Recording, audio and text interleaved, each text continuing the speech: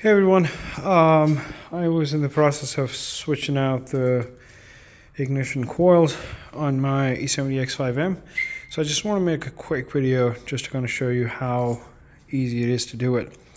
For the airbox, you have three tabs. One is right here that can be just popped out with a screwdriver, another one's right here, and the third one is on this corner. Then this airbox is connected to the inlet hoses. I'm sorry about the light.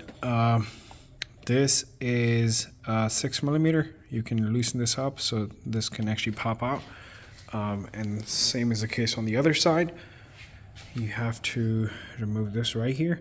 So once you remove this, you will get access, better access to kind of, get in here.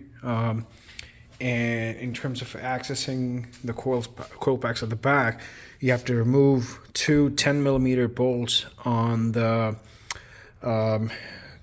coolant for the intercoolers. So you can move this out of the way. This is actually bolted right over here like this. You can remove this and you'll have more access.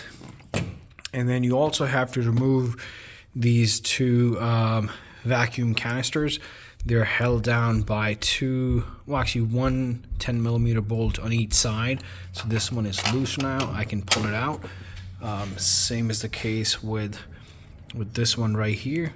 You can remove this bolt and you should have access to pretty much all the coils. Thank you.